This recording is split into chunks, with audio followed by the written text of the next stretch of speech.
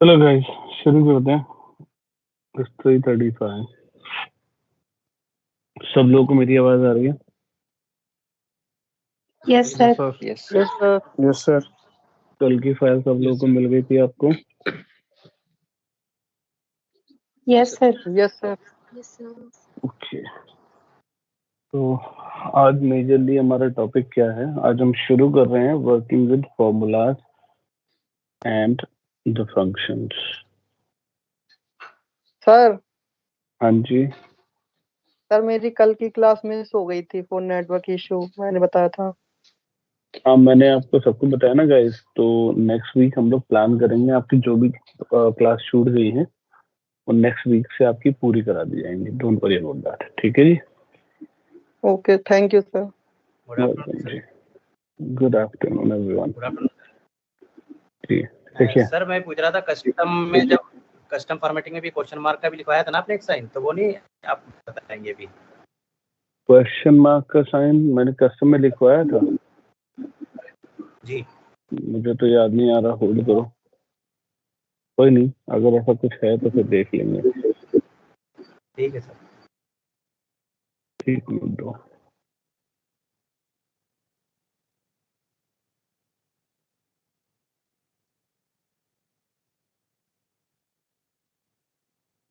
इस वाले में नहीं, दूसरे फाइल में होगा।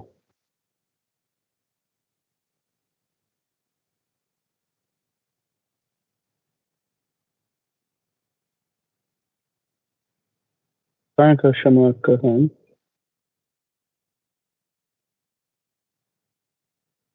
हाँ जी, क्वेश्चन मार्क का कहीं कोई साइन है? सॉरी सर, मैंने कहीं देखा था लेकिन नहीं एक्चुअली मैंने कहीं क्वेश्चन मार्क देखा था, आपको भी नहीं था शायद। क्वेश्चन मार्क एक्चुअली कस्टम में ही देखा था शायद सर मैंने। नहीं कस्टम में नहीं होता, वो कस्टम फिल्टर में होता है। मैं इसीलिए सोच रहा हूँ कि कस्टम लिस्ट में मैंने कहीं गलती से टाइप तो नहीं कर दिया। हम क्वेश्चन मार्क भी करेंगे बट नॉट हियर, वो फिल्टर से रिलेटेड टॉपिक है ना, फंक्शन से रिलेटेड टॉपिक है। ठीक है सर। तो अभी सिंबल बचते हैं लेकिन वो वहीं कवर होंगे। कस्टम लिस्ट में क्वेश्चन मार्क का कोई रोल नहीं है, ठीक है? Okay sir, sorry sir. चले ना, वरी सॉरी की कोई बात ही नहीं थी। क्वेश्चन है तो पूछना चाहिए, वो तो मुझे हमेशा पसंद है। चलो गाइस देखो, बेसिकली आज का जो टॉपिक है वो बहुत इम्पोर्टेंट है, क्योंकि देखो मैं एक सीधी सी बात बताता हूँ। जो मेरा मानना है वो ये है कि आज और अगले हफ्ते की 2 क्लासेस पूरे एक्सेल का निचोड़ होते हैं। एक आ जाता है जो लोग इन क्लासेस को ढंग से नहीं कर पाते, इनको तरीके से नहीं समझते, उन्हें बहुत सारे प्रॉब्लम्स आते हैं आगे चल के, है ना? तो आप लोगों को इन वाले टॉपिक्स पे बहुत ज्यादा फोकस करना है। अगर कहीं भी ऐसा है कोई चीज क्लियर नहीं है तो आप मुझे बताएंगे, ठीक है? क्योंकि ये जो टॉपिक है it is all about Excel formulas and functions and calculations, है ना? तो अगर ये ढंग से नहीं हुआ तो आगे सब में आपको डिफिकल्टी आएगी। दैट इज द रीजन ये इम्पोर्टेंट टॉपिक है, इसके बिना एक्सेल अधूरा होता है। तो अब हम शुरू करते हैं। देखो एक्सेल में ना दो चीजें होती हैं,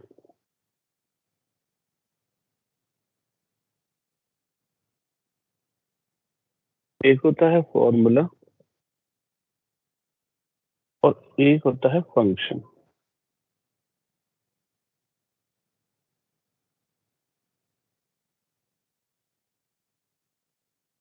पहले ये समझना जरूरी है कि क्या इनके बीच में कोई डिफरेंस होता है, दोनों सेम है ना? कोई डिफरेंस है या सेम चीज है? दोनों ही कैलकुलेशंस के लिए यूज में आते हैं। आप फॉर्मूला की बात कीजिए तो भी कैलकुलेशन के लिए यूज में आते हैं, आप फंक्शंस की बात कीजिए तो भी कैलकुलेशंस के लिए यूज में आते हैं। अगर आपको कोई भी कैलकुलेशन एक्सेल में इम्प्लीमेंट करनी हो तो उसके लिए आपको फॉर्मूला फंक्शन की जरूरत पड़ती है। क्या दोनों में कोई डिफरेंस होता है? बहुत बड़ा डिफरेंस होता है। जब हम बात करते हैं फॉर्मूला की या फंक्शन की, तो आप इतना कह सकते हो कि अगर आप एक्सेल में कोई भी कैलकुलेशन करते हो मैथमेटिकल सिंबल्स के साथ, जैसे कि मल्टीप्लाई, प्लस, माइनस, डिवाइड या कोई भी मैथमेटिकल सिंबल, तो उसे एक फॉर्मूला बोला जाता है। क्योंकि आपने यहाँ पे किसका यूज किया? मैथमेटिकल सिंबल्स का यूज करके कैलकुलेशन परफॉर्म किया। क्योंकि हर फंक्शन की अपनी एक एक नेम होता है। दैट्स एन इम्पोर्टेंट पार्ट है। कोई भी फंक्शन आप एक्सेल की बात करें, फंक्शन का अपना एक नाम जरूर होगा। अगर नेम नहीं तो फंक्शन नहीं। दूसरा, फंक्शन की एक और आइडेंटिटी होती है और उस आइडेंटिटी को हम कहते हैं ओपन एंड क्लोज पैरेंथेसिस। देखो जब भी कोई फंक्शन एक्सेल में आएगा ना, तो उसमें ओपन या क्लोज पैरेंथेसिस दोनों का होना जरूरी है। आप कोई भी फंक्शन करते हो, आप ओपन और क्लोज पैरेंथेसिस नहीं लगाते तो भी वो एक्सेल के लिए फंक्शन नहीं कहलाता। तो यहाँ ओपन एंड क्लोज पैरेंथेसिस का होना भी मैंडेटरी है for any function. Now in parenthesis के बीच में हम जो भी लिखते हैं उसका अपना एक नाम होता है, जैसे कि पैरामीटर या फिर आर्ग्यूमेंट। आप इन्हें आर्ग्यूमेंट बोल दो, आप इन्हें पैरामीटर बोल दो, उससे कोई फर्क नहीं पड़ता। हाँ, किसी फंक्शन में आर्ग्यूमेंट या पैरामीटर एक होगा, किसी में दो होंगे, किसी में तीन होंगे, राइट, किसी में चार होंगे। ये डिपेंड करता है फंक्शन टू फंक्शन, और इसीलिए फंक्शंस ज्यादा पावरफुल माने जाते हैं, right. Don't worry, as I said कि मैं आपको इसका एग्जांपल दूंगा तो और अच्छे से समझ में आएगा।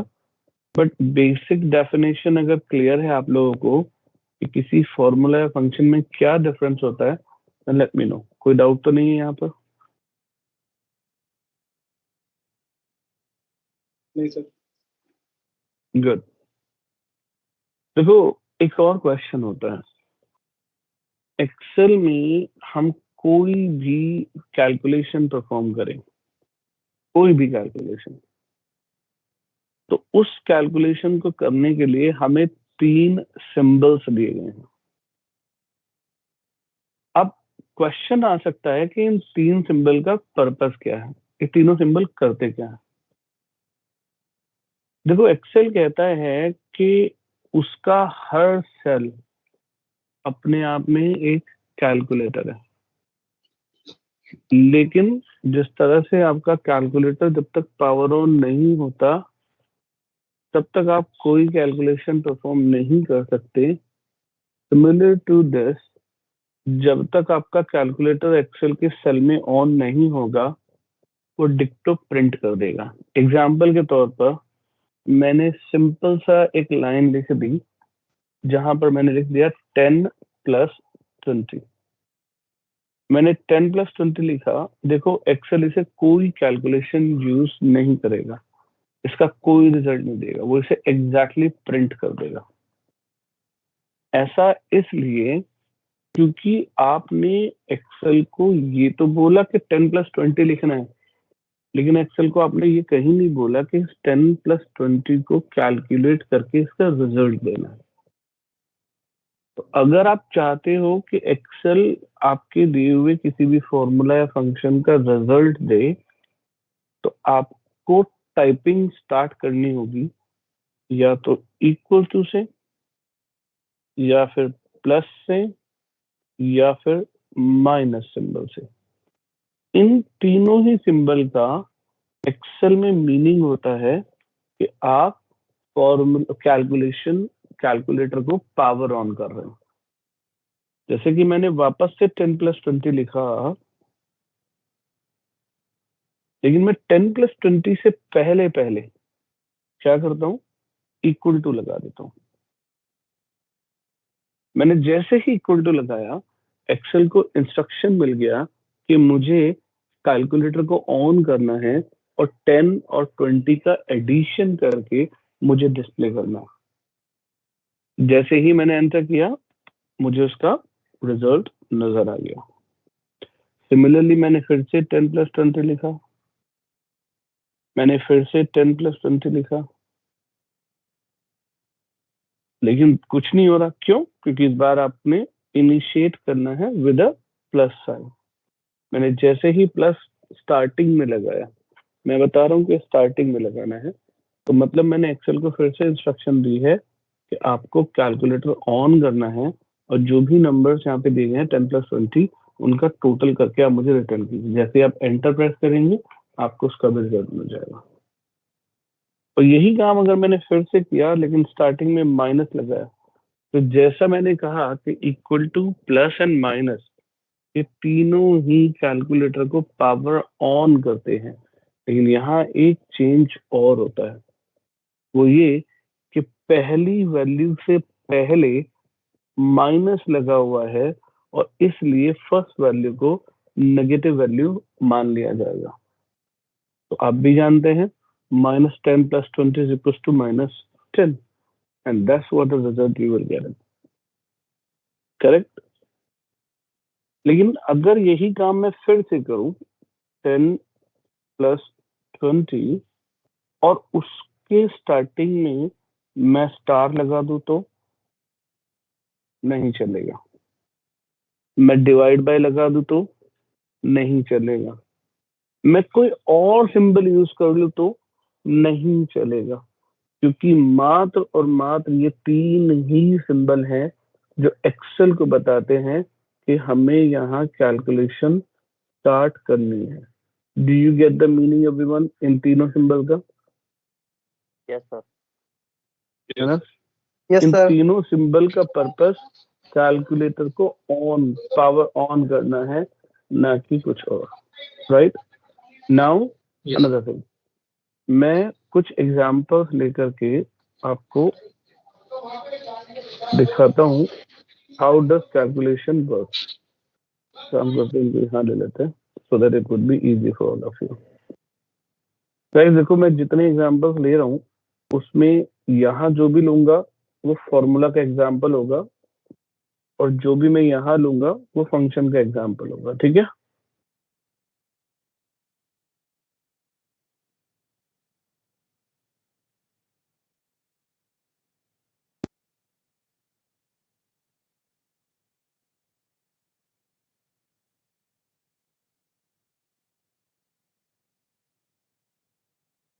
देखो जी, मुझे इनका कैलकुलेशन करना है। राइट? ये वैल्यूज हैं जिन्हें मुझे कैलकुलेट करना है। नाउ द क्वेश्चन इज ये तो अब आपको पता ही है, कैलकुलेशन करना है तो इक्वल टू तो शुरू ही लिखना पड़ेगा। तो कैलकुलेशन करने के मेरे पास कौन कौन से मेथड हो सकते हैं? नंबर 1, कैलकुलेटर ऑन करने के लिए प्लस माइनस या इक्वल टू में तो कोई सिंबल यूज करना है, लेकिन हम ज्यादा प्रेफरेंस इक्वल टू को देते हैं। दिखा देता हूँ क्यों। देखो, आपने यहाँ पर इक्वल टू डाला था बिगनिंग में, अब भी इक्वल टू है, लेकिन आपने ना ही तो यहाँ और ना ही यहाँ कहीं भी इक्वल टू टाइप नहीं किया था। पर नोटिस कीजिए कि एक्सेल ने खुद ही वहां पर इक्वल टू रिप्लेस कर दिया है, और यहाँ पर भी एक्सेल ने खुद ही क्या कर दिया है, माइनस से पहले इक्वल टू लगा दिया है। तो अल्टीमेटली इक्वल टू ही कैलकुलेशन पावर ऑन सिंबल है, लेकिन प्लस और माइनस का यूज किया जा सकता है। उसे यूज ना करने का एक रीजन ये है कि वो आपके आंसर को रिफ्लेक्ट करती है। जैसे कि प्लस प्लस प्लस होता है, प्लस माइनस माइनस होता है, माइनस माइनस प्लस होता है, माइनस प्लस फिर से माइनस होता है। यही रीजन है कि हम लोग जब भी एक्सेल में कोई कैलकुलेशन करते हैं तो हमेशा इक्वल टू से स्टार्ट करने के बाद करते हैं। तो मैंने क्या किया, यहाँ पर इक्वल टू लिखा और मैंने मैनुअली ही अपने नंबर्स को टाइप करना शुरू कर दिया, लाइक 46 प्लस 21 प्लस 43 प्लस 76। ये काम करेगा, उसमें कोई प्रॉब्लम नहीं है। लेकिन इसमें एक छोटी सी प्रॉब्लम ये है कि ये जो वैल्यूज हमने दी हैं ये कांस्टेंट वैल्यू है। Now what I mean by constant values?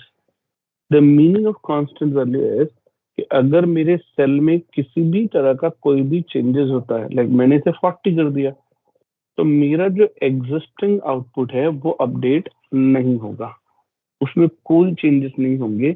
उसके पीछे का रीजन ये है कि यहाँ पर दी गई वैल्यू का आपके इन वैल्यू से कोई कनेक्टिविटी नहीं है।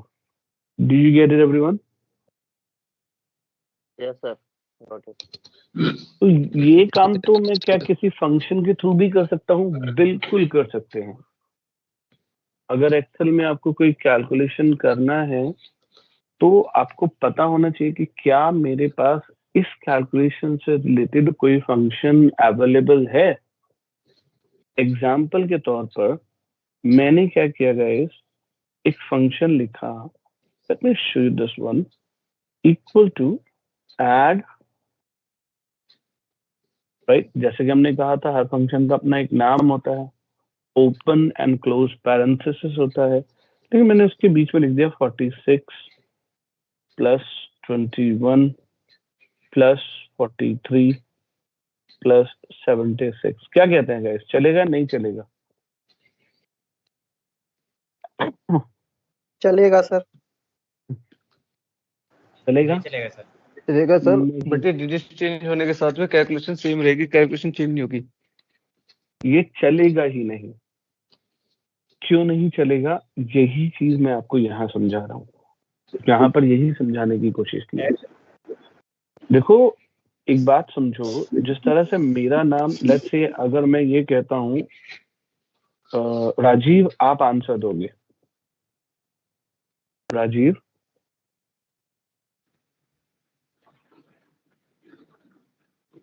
हे राजीव। Yes sir. अच्छा, राजीव नाम का कोई है? चलो गड़बड़ हो गई फिर तो। एक्चुअली मैं आपको कॉल ही नहीं करना चाह रहा था। देखो मैं ना संजीव को राजीव के नाम से बुला रहा था। संजीव कुमार, मैं आपको कॉल कर रहा था, लेकिन मैं आपका नाम बोल रहा था राजीव। ये इत्तेफाक रहा, मैंने चेक भी नहीं किया कि हमारी क्लास में कोई राजीव है या नहीं है, है ना?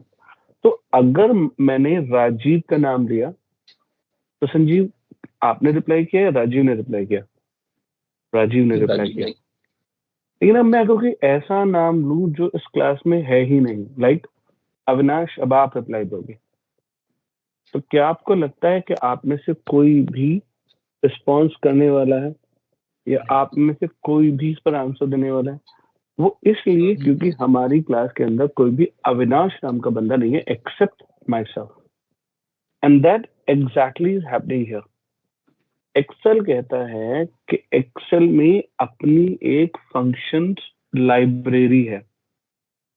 अब जो भी फंक्शन का नाम यहाँ पे टाइप करते हैं, जो भी नाम आप टाइप करते हैं, वो इस नेम को अपनी डिक्शनरी से मैच करता है कि क्या मेरे पास इस नाम का कोई फंक्शन है, अगर हाँ तो उस फंक्शन का काम क्या है।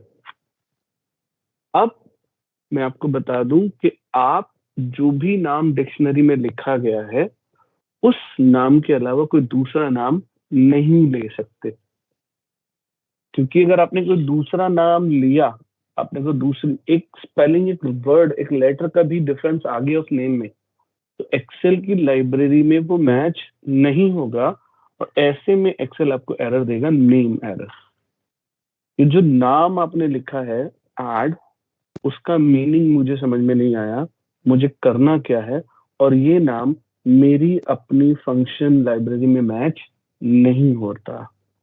तो मीनिंग ये हुआ कि हर फंक्शन का अपना एक प्री डिफाइंड नेम है और आप उस नेम के अलावा कोई भी दूसरा नाम यूज नहीं कर सकते। जैसे कि मैंने प्लस कर दिया है ना, 46 प्लस 21 प्लस 43 प्लस 76। अब भी मेरे पास एक्सेल में प्लस नाम का कोई फंक्शन नहीं है, तो मुझे फिर से एरर मिलेगी। गाइस समझ में आया कि हमें नेम एरर क्यों मिली दोनों बार? Yes sir. Yes sir. क्योंकि Yes. हमारे पास इस नाम का कोई फंक्शन उसकी लाइब्रेरी में नहीं है। एक्सेल कहता है कि मेरे पास अगर फंक्शन अवेलेबल है लाइब्रेरी में, तो जैसे ही आप पहला लेटर लिखोगे मैं आपको लाइब्रेरी के फंक्शंस की लिस्ट दिखाना स्टार्ट कर दूंगा। जैसे कि मैंने कहा ए, जैसे मैंने ए लिखा, ए के लिखते ही साथ मेरे पास ए से स्टार्ट होने वाले सारे फंक्शंस आ गए हैं।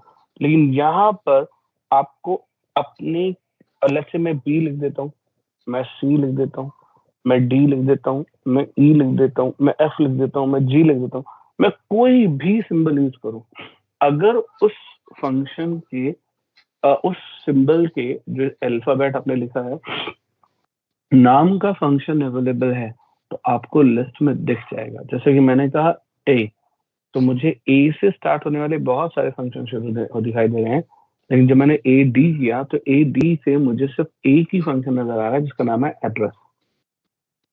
यानी कि मेरे पास ऐड नाम का कोई फंक्शन नहीं है। फिर मैंने लिखा पी, पी से स्टार्ट होने वाले तो बहुत सारे फंक्शन हैं, लेकिन पी एल नाम से शुरू होने वाले, अल्फाबेट से शुरू होने वाले कोई फंक्शन हमारे पास नहीं है।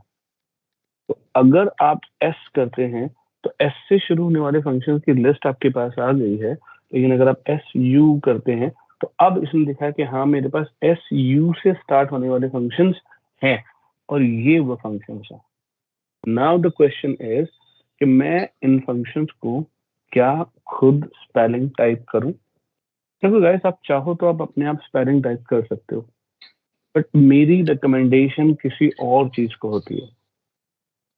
और वो क्या? आप जब एक फंक्शन टाइप करते हैं और एक्सेल की हेल्प स्क्रीन में जब आपको वो नजर आने लगते हैं, तो उसके बाद आपको अपने माउस पॉइंटर का यूज नहीं करना चाहिए, आपको एंटर प्रेस नहीं करना चाहिए। आपको अपने कीबोर्ड से up and down arrow keys का इस्तेमाल करना चाहिए। किस लिए? सिलेक्शन को चेंज करने के लिए। Down arrow, up arrow. इससे फायदा क्या होगा? एक बार जब वो फंक्शन हाईलाइट हो जाएगा, जैसे कि अभी कौन सा फंक्शन हाईलाइट हो गया? Some product. Correct, some product. तब आपको एंटर प्रेस नहीं करना। देखो, एंटर नहीं प्रेस करते, आपको अपने कीबोर्ड से TAB, कैप्स लॉक के ऊपर दिया गया है टैब की, चेक कीजिए, कैप्स लॉक के ऊपर वो प्रेस करना है। उसके दो फायदे होते हैं। नंबर 1, एक्सेल पूरे फंक्शन की स्पेलिंग खुद पे खुद ही टाइप कर देता है और साथ ही ओपन पैरेंथेसिस भी ऑटोमेटिकली अप्लाई हो जाता है यानी कि मुझे मैनुअली ओपन पैरेंथेसिस लगाने की कोई जरूरत नहीं है। Late me show you. मैं अपने कीबोर्ड से टैब प्रेस करने जा रहा हूं। जैसे ही मैंने टैब प्रेस किया क्या होगा गाइस? ये फंक्शन की स्पेलिंग टाइप ब्रैकेट हो के गई, साथ दिखा दे सकते हैं, दिखा ब्रैकेट दे के सर, साथ दिखा ब्रैकेट दिया। भी आ गए। तो कई लोग मुझसे पूछते हैं यार अविनाश तुम फंक्शन बहुत फास्ट टाइप करते हो, हाउ यू डू दैट? मैं ऐसा नहीं करता। मैं इसके बाद कोई पैरेंथेसिस अपने आप नहीं लगाता, बिल्कुल नहीं लगाता। मैं जानता हूं कि सम सेलेक्ट है, अगर मैं टैब ऑन करूंगा तो टैब के बाद वो मेरा पैरेंथेसिस ऑटोमेटिकली ही ऑन कर देगा। That's how I am taking the benefits. Then after मैंने अपने फंक्शंस को यूज करना शुरू किया। 46 प्लस 21 प्लस 43 प्लस 76। अब क्या लगता है गाइस, ये चलेगा? यस ये सर। भी नहीं चलेगा सर। ये भी नहीं चलेगा। नहीं और इसके ना चलेगा। चलने का कारण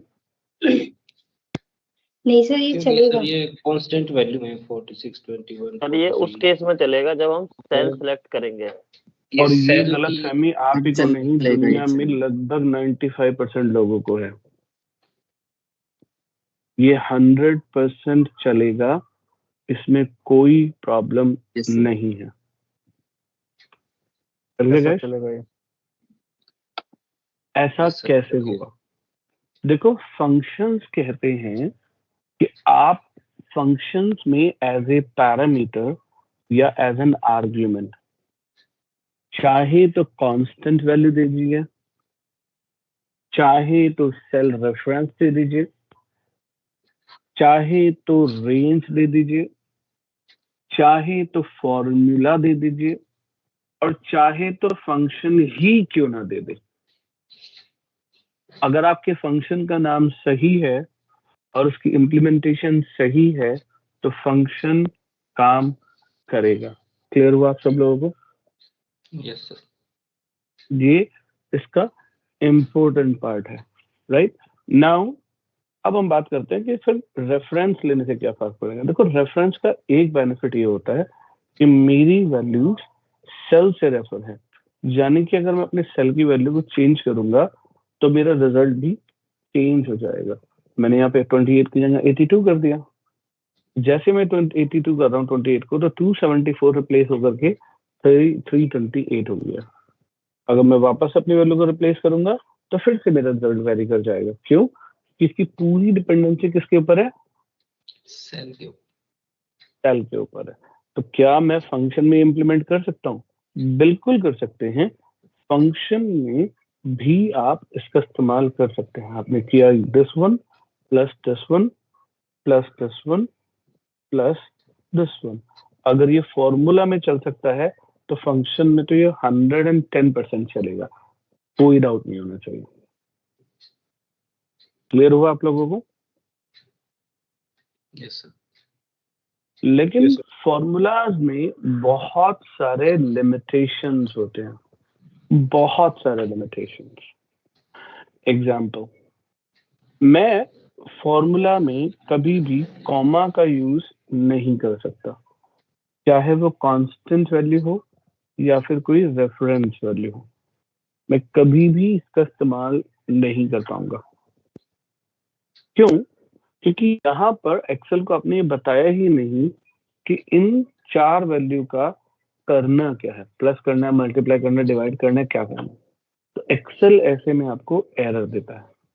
लेकिन जब आप किसी भी फॉर्मूला की जगह फंक्शन इस्तेमाल करते हैं तो फंक्शन की तो हेल्प स्क्रीन खुद ही कहती है कि देखो SUM से मुझे पता चल गया कि मुझे नंबर्स को ऐड करना है, राइट? आपको ऐड सिंबल देने की, यानी कि प्लस सिंबल देने की कोई जरूरत नहीं है। आप कॉमा से अपने आर्गुमेंट को सेपरेट कर सकते हैं। कॉमा इज ए पैरामीटर और आर्गुमेंट सेपरेटर। तो अगर मैंने कहा this one comma this one comma this one comma this one, तो एकदम परफेक्ट रन होगा, क्योंकि यहाँ पर मुझे प्लस की जरूरत इसलिए नहीं है क्योंकि प्लस का काम SUM कीवर्ड से हो रहा है। Do we get the differences, everyone? Yes sir. Yes, sir. Right? तो ज्यादा पावरफुल कौन हुआ? फंक्शन फंक्शन फंक्शंस तो ये भी कहते हैं अगर मैं फॉर्मूला में कोई रेंज लेने की कोशिश करूं,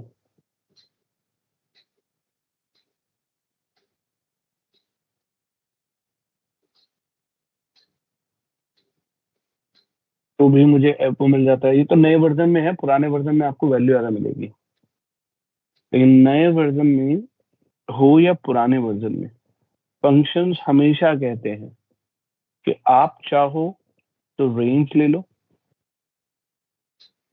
चारों डेटा पैकेजेस को आप अलग अलग रेंज से रिप्रेजेंट कर दो। मैं क्या कर रहा हूँ, मैं पहले सेल पे क्लिक करता हूँ, माउस से सेलेक्ट करना शुरू करता हूँ, और जब सिलेक्शन कंप्लीट हो जाता है तो मैं उसे क्लोज कर देता हूँ, तो भी फंक्शन काम करेगा। आप चाहें तो अलग अलग रेंज ले लीजिए, ये एक अलग रेंज ले लेते हैं हम लोग, कॉमा ये एक अलग रेंज लेते हैं हम लोग, कॉमा इसको हम एक अलग रेंज ले लेते हैं, कॉमा इसे हम अलग रेंज ले लेते हैं, ये भी काम करेगा, इसमें भी कोई प्रॉब्लम नहीं आएगी। आप चाहें तो इन सभी नंबर्स को एक ही बार में सेलेक्ट कर लीजिए, तो भी आपका ये काम करेगा। और आप जानते हैं आपने इस फंक्शन में कितने पैरामीटर पास किए हैं, मात्र और मात्र एक पैरामीटर, क्योंकि अभी कॉमा लगा ही नहीं। जब तक कॉमा नहीं लगेगा क्या नहीं होगा, पैरामीटर सेपरेटर नहीं होगा। तो आपके हिसाब से आप पूरी की पूरी शीट को भी as a single parameter pass कर सकते हैं। You get that also? Do you get it everyone? Yes sir. Yes sir. ये बहुत बड़ा डिफरेंस किसी भी फॉर्मूला और फंक्शन में। फॉर्मूला कहता है कि अगर आप किसी ऐसी दो वैल्यूज को कैलकुलेट या ऑपरेट करने की कोशिश करते हैं जिनमें कैलकुलेशन पॉसिबल नहीं है, जैसे कि डेटा एक टेक्स्ट इंफॉर्मेशन है और 46 एक नंबर वैल्यू है, अगर आप टेक्स्ट और नंबर्स को कैलकुलेट करने की कोशिश करेंगे तो कैलकुलेशन पॉसिबल नहीं है। लेकिन अगर यही काम किसी फंक्शन के थ्रू किया जाए तो SUM, ये रेंज ले लेते हैं। गाइस क्या लग रहा है, इसमें सॉल्व होगा या नहीं होगा?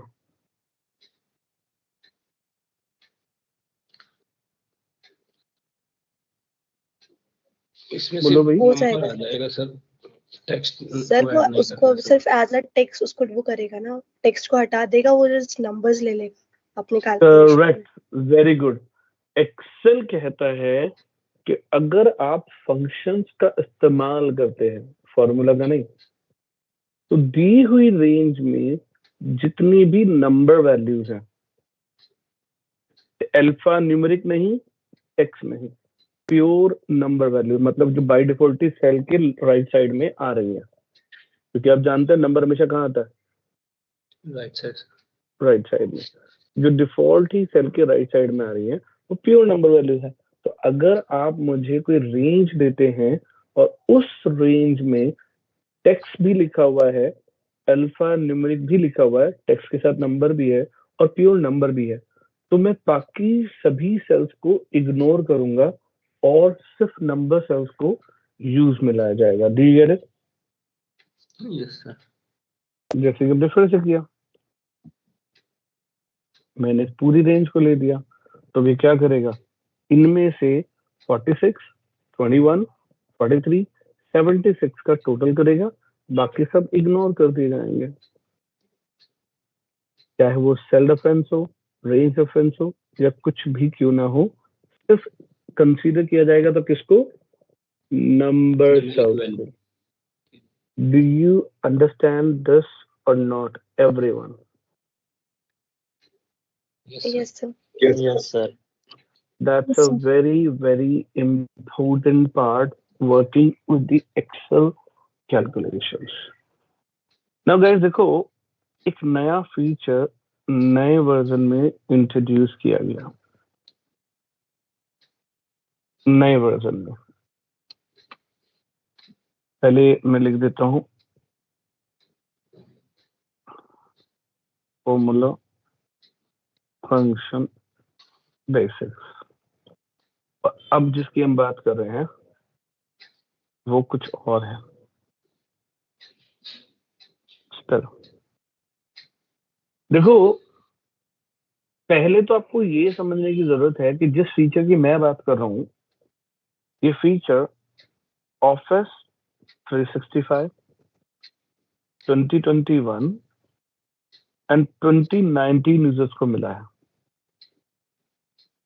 अगर आपके पास इनके अलावा कोई भी एक्सेल का वर्जन है, लाइक आपके पास एक्सेल 2013 है या 2016 है या 2010 है या 2007 है, तो आप लोगों को स्पेल फीचर का यूसेज नहीं मिलेगा। अब ये क्वेश्चन, स्पेल का मतलब क्या होता है? आप भी जानते हैं स्पेल का मतलब फैलाना होता है। किसी चीज को आपने फैला दिया वो कहलाया स्पेल। लेकिन यहाँ पर स्पेल का डिस्कशन हम कर ही क्यों रहे हैं? इसके पीछे का रीजन है कि माइक्रोसॉफ्ट ने वर्जन 2000, अगर यार मैं गलत नहीं तो 2019 में भी स्पेल नहीं है, 2021 में स्पेल है और 2020 ऑफिस 365 में स्पेल है। हाँ जी, एक बार मैं वेरीफाई कर लूंगा, लेकिन स्पेल 2019 में शायद नहीं है। ये सिर्फ जिनके पास भी एक्सेल 2021 है या एक्सेल ऑफिस 365 है उनको मिलता है। ये स्पेल फीचर है क्या, पहले ये समझिए। देखिए, एक्सेल का कोई भी सेल वर्जन 2019 तक, यानी कि प्रीवियस सारे वर्जन और 2019 भी, इस तरह से डिजाइन किया गया है कि उन सभी वर्जन्स में सेल में अगर फाइनल आउटपुट एक सिंगल वैल्यू आती है तो कोई प्रॉब्लम नहीं है, वो बिल्कुल सही काम करेंगे। लेकिन अगर फाइनल रिजल्ट एक से ज्यादा वैल्यूज आ रही हैं, 2 रिजल्ट आ रहे हैं, 3 रिजल्ट आ रहे हैं, 10 रिजल्ट आ रहे हैं, 25 रिजल्ट आ रहे हैं, तो 2019 तक आपको वैल्यू एरर मिलेगी।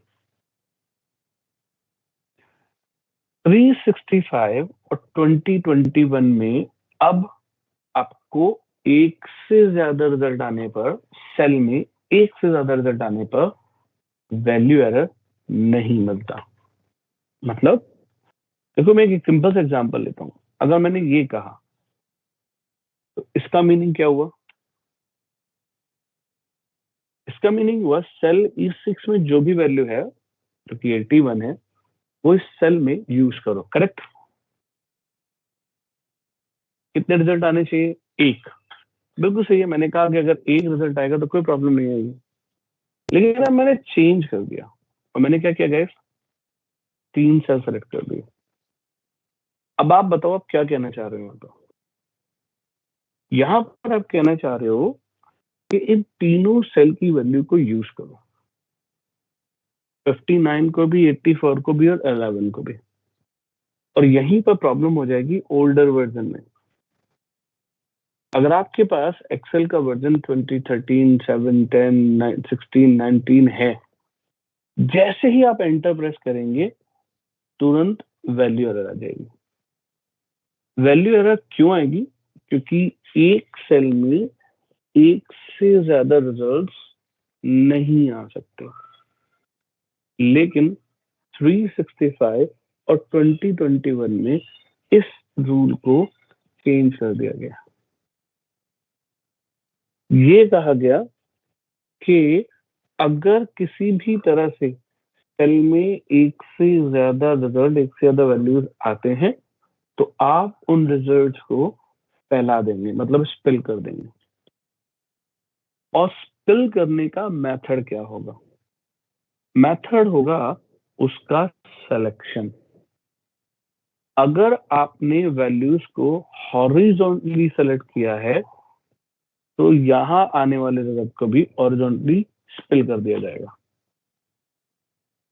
लेकिन अगर आपका सिलेक्शन वर्टिकल होता है तो आने वाले रिजल्ट को भी वर्टिकली स्पिल कर दिया जाएगा। तो तब क्या, जब मेरा रिजल्ट हॉरिजॉन्टल वर्टिकल दोनों होगा, तो ऐसे में एक्सेल हॉरिजॉन्टली और वर्टिकली दोनों आपके डेटा को स्पिल कर देगा। Do you get it everyone? Yes sir. Right. तो टोटली डिपेंड कर रहा है सिलेक्शन के बेस पर, आप कैसे सेलेक्ट करते हो। एक सेल से डिलीट करो तो सबसे डिलीट हो जाएगा, एक सेल से चेंज करोगे तो सबसे डिलीट हो जाएगा। अगर आप यहाँ से इसको मूव करना चाहे तो करके देख सकते हैं। तो ये डिपेंडेंसी की स्किल, इट्स ऑल अबाउट कि आप सेलेक्ट कैसे कर रहे हैं, है ना। जैसा सिलेक्शन वैसा रिजल्ट। सर इसमें वैल्यू अलग अलग सेल में चली गई है, लेकिन आप जैसे बोल रहे थे ना कि एक ही सेल में शो हो जाएगा सब, तो एक नहीं नहीं नहीं नहीं नहीं नहीं नहीं, मैंने क्या कहा, स्पिल कर दे। नहीं नहीं नहीं, मैंने क्या कहा, स्पिल कर दे। स्पिल का मतलब होता है अलग सेल में फैला देना, उसे जो बाकी बैलेंस जगह है उसे यूज करना है ना। एक सेल में तो दिखाई नहीं सकता, एक सेल में तो मतलब देख नहीं सकते। अब ये तो इस कॉपी पेस्ट वाला ही हो गया सर एक तरह से। नहीं नहीं नहीं, आप ये कॉपी पेस्ट नहीं, कुछ और भी है। जैसे कि अच्छा। अब हमने क्या किया, ये कर दिया, तो अब ये क्या करेगा, this cell plus this cell, this cell plus this cell, this cell plus this cell, this cell plus this cell, 94 plus 25, 81 plus 64, ये क्या रिजल्ट क्लियर हुआ? क्योंकि यहाँ रिजल्ट क्या आ रहे थे, एक से ज्यादा आ रहे थे, तो रिजल्ट को स्पिल कर दिया।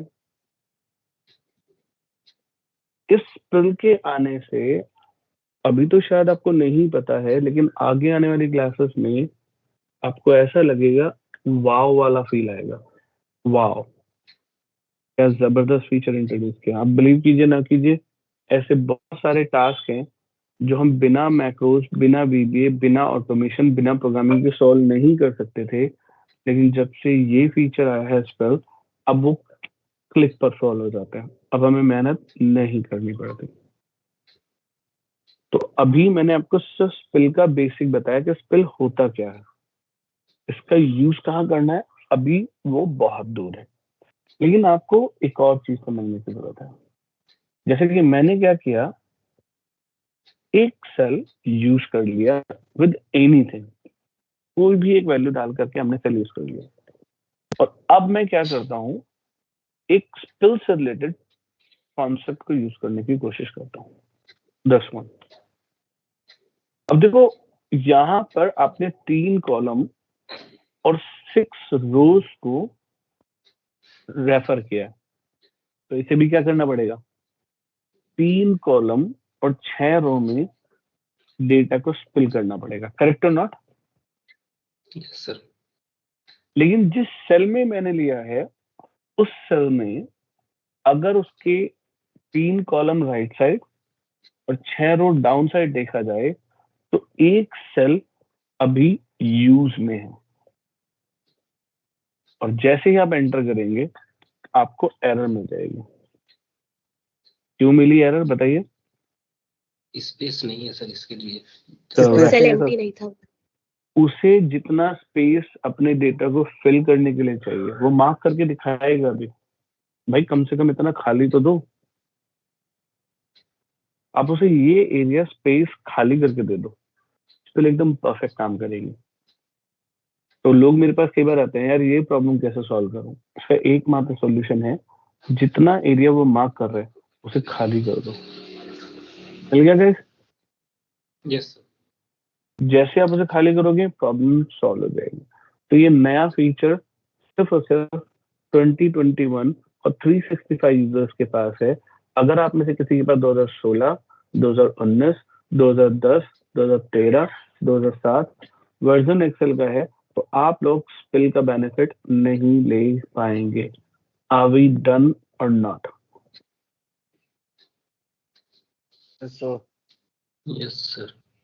किसी को डाउट तो बताइए, क्योंकि अगर आपके ये बेसिक्स क्लियर नहीं हुए तो आने वाली क्लासेस में आपको फॉर्मूला फंक्शन समझ में नहीं आएंगे जो मैं कैलकुलेट करने के लिए भेजूंगा, है ना। तो नेक्स्ट की बात करते हैं। नेक्स्ट का नाम है function help screen? क्या है फंक्शन हेल्प स्क्रीन? तो अब जब भी हाँ जी सर ये फिल फंक्शन को हम टेबल फॉर्मेट में नहीं डाल पाते हैं नहीं, स्पेल कभी भी टेबल में काम नहीं करता। टेबल तो पहले से स्पेल के साथ होता है ना। आई एम श्योर आपको पता होगा कि टेबल तो पहले से स्पेल के साथ आता है। राइट, तो फिर हम मतलब जैसे मेरा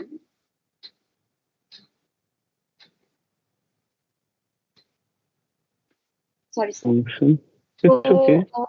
नो एक्चुअली मैं एक एक्सेल प्रिपेयर करी थी, उसमें I have use this function, but जब मैं उसको टेबल फॉर्मेट में लेती हूँ पिवट टेबल या कुछ भी बनाने के लिए, तो वो सेक्शन एरिया हट जाता है और बाकी से एरिया सेलेक्ट हो जाते हैं और वो स्पेल का एरर क्रिएट कर देता है। तो how to solve? Come to that one, no worries, give me some time. Table topic जब शुरू करेंगे उस पर डिस्कस कर लेंगे इस पार्ट को, है ना। ठीक है, चलो गाइस, तो हेल्प स्क्रीन बेसिकली क्या है और उसका पर्पस क्या है। देखो गाइस, आप जब भी एक्सेल का कोई भी फंक्शन लिखते हैं, कोई भी फंक्शन, मैं सम की बात करूं, मैं मिन की बात करूं, मैं मैक्स की बात करूं, मैं बी लुकअप की बात करूं, मैं एच लुकअप की बात करूं, मैं किसी भी फंक्शन की बात करूं, फंक्शन के नेम टाइप करने पर और फंक्शन के सिलेक्शन होने पर हमें वो फंक्शन काम क्या करता है ये पता चलता है। जैसे ये कहता है adds all the numbers in a range of sales.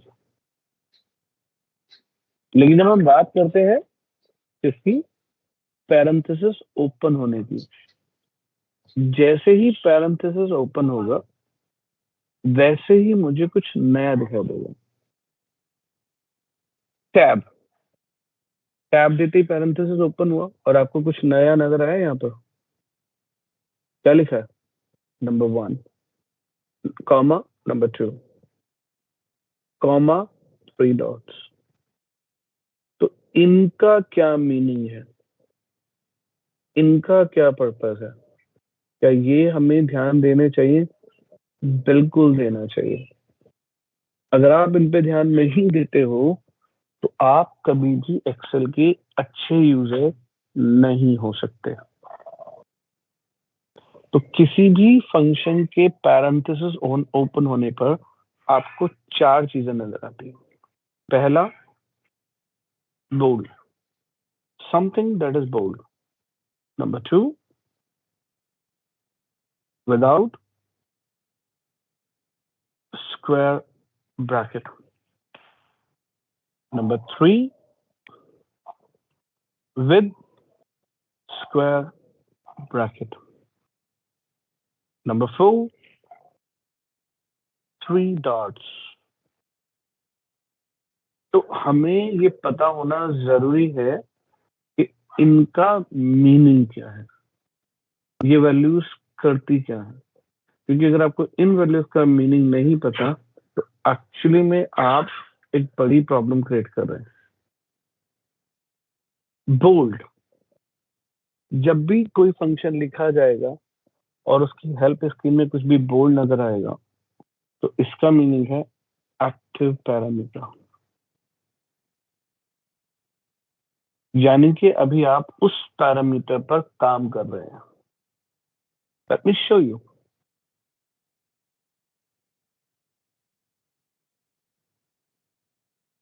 मैंने कहा सम। अब आप देखो नंबर 1 बोल्ड है लेकिन नंबर 2 बोल्ड नहीं है। मैंने जैसे ही कॉमा किया नंबर 2 बोल्ड हो गया है, नंबर 1 बोल्ड नहीं रहा। मैंने फिर कॉमा दिया, फिर कॉमा दिया, फिर कॉमा दिया, फिर लगातार बहुत सारे कॉमा दिए, तो मैं देख रहा हूं कि इन सभी पैरामीटर जो स्क्रीन पर आ रहे हैं उनमें से कोई एक पैरामीटर ही अभी बोल्ड है। यहाँ पे कौन सा नंबर बोल्ड है गाइस? 49। तो अभी आप कौन से पैरामीटर नंबर पर काम कर रहे हैं? 49। करेक्ट। यानी कि एक्सेल ये मान के चलता है कि आपने 48 पैरामीटर ऑलरेडी कॉमा के थ्रू पास कर दिए हैं, अब आप 49th पर काम कर रहे हो।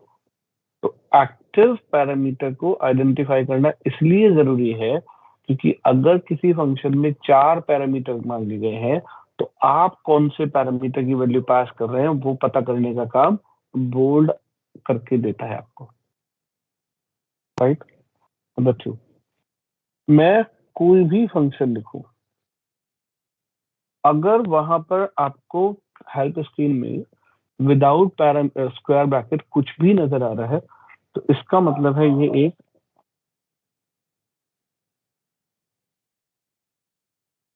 कंपल्सरी पैरामीटर है, राइट। कंपल्सरी पैरामीटर है कि मतलब आप इसको स्किप नहीं कर सकते, ये मैंडेटरी पैरामीटर है, आपको इसे पास करना ही करना होगा। जैसे कि मैं अगर ध्यान दूं, सम में पहला पैरामीटर कैसा आ रहा है गाइस?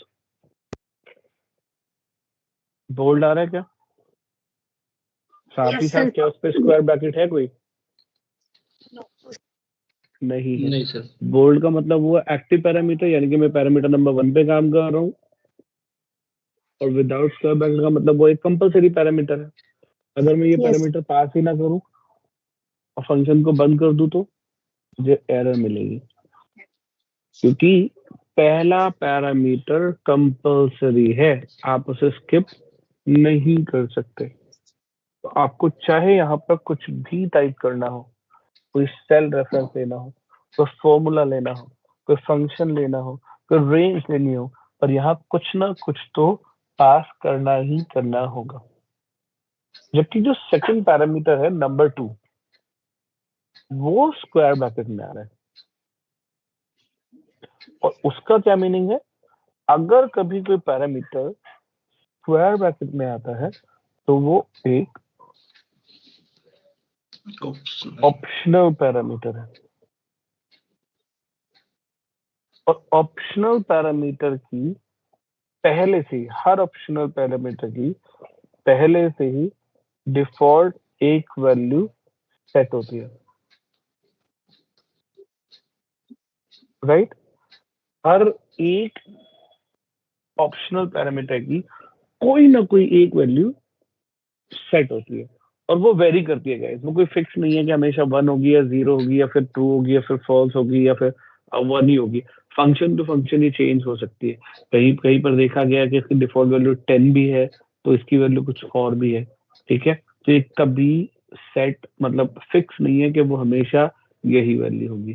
तो अब आप देख लो, मैंने सम फंक्शन के अंदर एक ही पैरामीटर डाला 10, दूसरी कोई वैल्यू मैंने डाली ही नहीं। तो इस फंक्शन में जो नंबर 2 पैरामीटर है उसकी डिफॉल्ट वैल्यू 0 सेट है, और अगर आप किसी भी वैल्यू को 0 के साथ ऐड यानी कि सम करते हैं तो आपका रिजल्ट वही नंबर आता है। That's the reason why we are getting that one. Do you get it everyone? Yes sir. एक और एग्जांपल ले लेते हैं, ROW। गाइस कैसा पैरामीटर है इसमें, जरा बताओ, कोई एक्सप्लेन करो कैसा पैरामीटर है इसमें, कितने हैं फर्स्ट टोटल? वाला ही ऑप्शनल है सर। करेक्ट, इसमें टोटल पैरामीटर ही एक है, और वो भी कैसा है? ऑप्शनल है। अब अगर ये ऑप्शनल है तो इसकी कोई डिफॉल्ट वैल्यू तो होगी।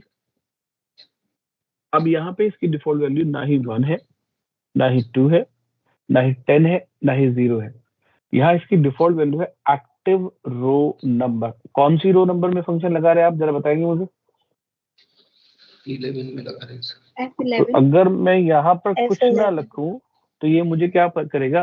एक्टिव रो का नंबर रिटर्न कर देगा। चेक करो। और अगर मान लो मैं यहाँ पर कोई रो नंबर डाल दूं, कोई रेफरेंस दे दूं, तो मैं इसका रेफरेंस देता हूँ, ठीक है। अब इसका रेफरेंस देंगे तो अब ये फंक्शन बदल गया। अगर आपने नहीं दी थी तो जिस भी रो में आप काम कर रहे थे उसका रो नंबर दे देता है, लेकिन अगर आपने कोई रेफरेंस दिया तो जो रेफरेंस आपने दिया ये उसका रो नंबर रिटर्न कर देगा। तो फंक्शन टू फंक्शन ये वेरी होता है। एक और फंक्शन ले लेते हैं, यहाँ कितने पैरामीटर्स है इस फंक्शन में? एक ही है सर, और वो भी कैसा है? वो भी कंपलसरी वाला है सर। करेक्ट, एक ही पैरामीटर है और वो भी मैंडेटरी है, आप उसे स्किप नहीं कर सकते। अगर आपने स्किप करने की कोशिश की तो आपको एरर मिलेगा। ये कहता है कि मुझे कुछ भी पास करो, एक वैल्यू आपको पास करनी पड़ेगी। अब मैंने जैसे 5 डाला तो ये मैथमेटिकली 5 का फैक्टोरियल निकाल के मुझे दे देगा। मुझे कुछ ना कुछ तो पास करना ही करना होगा। अब मैं एक और फंक्शन ले लेता हूँ, इसमें कितने पैरामीटर मांग रहे हैं?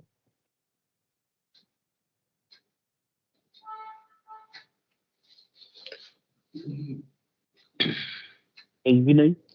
इसमें तो नहीं मांग रहा। अगर नहीं मांग रहा और आप फिर पास कर दोगे तो भी आपको एरर मिलेगी। एक्सेल कहता है कि किस फंक्शन में कितने पैरामीटर्स की जरूरत है, वो मैं आपको बताता हूँ। कौन सी पोजीशन पे कौन सा पैरामीटर डालना है ये भी मैं आपको बताता हूँ। अगर आप उसे सही तरीके से फॉलो करेंगे तो आपको कभी एरर नहीं मिलेगी। आपका फंक्शन 1 गो में ही एकदम परफेक्ट इम्प्लीमेंट कर दिया जाएगा। लेकिन हम तो इस हेल्प स्क्रीन को फॉलो ही नहीं करते और ये बहुत बड़ा मिस्टेक है। अगर आप एक्सेल के एक्सपर्ट बनना चाहते हैं तो हेल्प स्क्रीन को फॉलो करने की आदत डालिए। अगर आप हेल्प स्क्रीन को फॉलो करने की आदत डालते हैं तो मैं आपको गारंटी देता हूं आपके फंक्शंस का रिजल्ट कभी भी गलत नहीं आएगा। हमने तो रट लिया होता है, ये कर दो ये कर दो ये कर दो ये कर दो, हो गई कहानी खत्म। एग्जाम्पल के तौर पर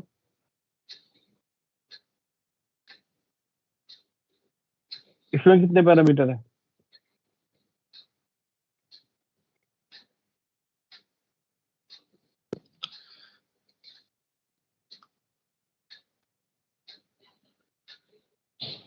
सर 4।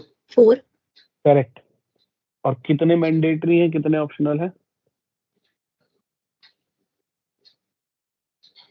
सर 4 मैंडेटरी है, 1 ऑप्शनल है। 3 सर मैंडेटरी है, 3 एक मैंडेटरी है, 1 ऑप्शनल। एक ऑप्शनल है। मैंडेटरी है सर, 1 ऑप्शनल है। ऑप्शनल एक। लास्ट वाला ऑप्शनल है। और यहाँ दुनिया में जो भी लोग व्हील का लगाते हैं उन्होंने रटा हुआ है लास्ट वाला पैरामीटर हमेशा फॉल्स या 0 होगा। उन्हें पता ही नहीं कि कब फॉल्स रखना है या कब उसको 0 रखना और 2 वो 1 रखना है या 2 रखना है। बस रटा हुआ है, फॉल्स लगाओ या 0 लगाओ, काम हो जाएगा। हमें पता ही नहीं। और दूसरा फंक्शन देख लेते हैं।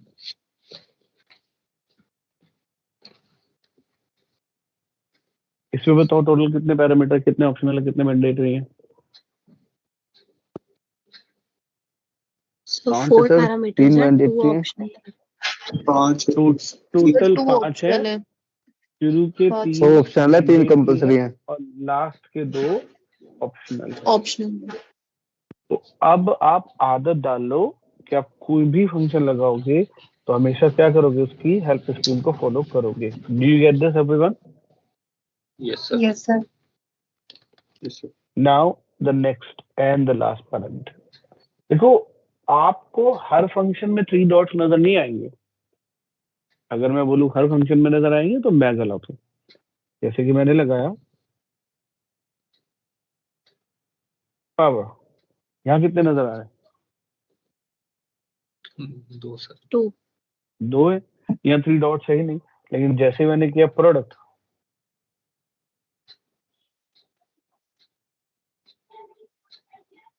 क्या अब मुझे 3 डॉट्स नजर आ रहे हैं नंबर 1 और नंबर 2 के बाद? Yes sir. जी सर। Yes sir. इसका मीनिंग अगर मैं आप लोगों से पूछूं तो आप कहेंगे इसका मीनिंग है कि आगे भी पैरामीटर डाल सकते हैं। एंड दैट इज राइट, इसमें कोई गलत नहीं है। लेकिन क्या आप जानते हैं एक्सेल में चाहे जितने 3 डॉट्स आ जाएं, जितनी बार आ जाए, मैक्सिमम पैरामीटर किसी भी फंक्शन में पास करने की एक लिमिट होती है। तो 3 डॉट्स 2 चीजों को रिप्रेजेंट करते हैं। पहला, इन कंटिन्यूशन, राइट। दूसरा, मैक्सिमम 255 पैरामीटर। आप किसी भी एक्सेल फंक्शन में 255 से ज्यादा पैरामीटर पास कर ही नहीं सकते with the separation of comma comma comma comma comma comma लगा करके आप मैक्सिमम 255 पैरामीटर पास कर सकते हैं। उसके बाद एक्सेल अपना काम करना बंद कर देता है, वो समझता ही नहीं, वो रीड नहीं करता पैरामीटर को। Do you get it everyone? Yes sir. Yes sir. Yes, sir. Yes, prove sir. It. कोई बात नहीं, इसको भी प्रूव कर ही देते हैं, जब इतना डिस्कशन चल ही गया तो इसको भी दिखाई देते हैं आपको।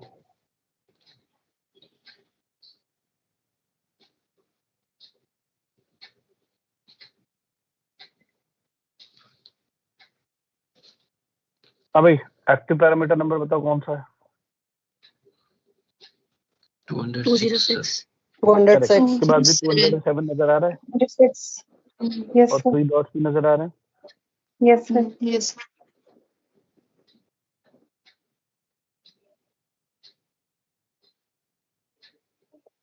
अभी एक्टिव पैरामीटर क्या है? 251. 251 और 252 अभी भी दिख रहा है और 3 Yes, डॉट्स sir. भी यस दिख रहा है। सर। अभी 253 दिख रहा है, 254 Yes, दिख रहा है। अब एक कॉमा डालते देखना क्या होगा। क्या होगा guys? 255 और डॉट क्लोज हो गया सर। बिल्कुल Yes, भी। sir. 2 minutes. तो अगर कहीं 3 डॉट्स दिख भी रहे हैं ना, तो comma comma comma comma comma लगा करके आप मैक्सिमम 255 पैरामीटर ही किसी भी फंक्शन में पास कर सकते हो, उससे ज्यादा नहीं कर सकते। Do we all get that या नहीं? Yes sir. Yes, sir. And this was all about the Excel formula and functions basics. किसी को कोई डाउट है तो मुझे बताओ। सर एक फंक्शन के लिए 255 पैरामीटर है ना, अगर फंक्शन के अंदर फंक्शन इस्तेमाल करके तो 255 का मल्टीप्लाई हो जाएगा उससे। बिल्कुल हो जाएगा भाई, क्यों नहीं होगा, लेकिन वो हर फंक्शन में 255 थोड़ी ना, किसी किसी फंक्शन में है ना, ठीक है सर। है ना? क्योंकि फंक्शन के अंदर जैसे फंक्शन आएगा, पहले फंक्शन अपना काम, इंटरनल फंक्शन काम करेगा, फिर उसका रिजल्ट पास कर दिया जाएगा तो अपना बाहर वाला फंक्शन काम करेगा। डन? Okay sir. गाइस, आज के लिए हम इतना ही रखेंगे, क्योंकि जो अगला टॉपिक है जो इन्होंने पूछा फंक्शन के अंदर फंक्शन वाला पार्ट, उससे रिलेटेड है और उससे भी इम्पोर्टेंट टॉपिक है रेफरेंस टाइप्स का। तो आज की क्लास हम इतना ही रखेंगे, रेफरेंस टाइप्स को हम नेक्स्ट क्लास में कवर करेंगे, क्योंकि वो बहुत इंपॉर्टेंट पार्ट है। और नेक्स्ट वीक मोस्ट प्रोबेबली हम सिर्फ उनको पहले बुलाएंगे जिनकी स्टार्टिंग की क्लासेस छूट गई है, आधा घंटे पहले बुलाएंगे, और बाकी सब लोगों को हम 3:30 की जगह 4 बजे आपका सेशन शुरू करेंगे। ठीक है?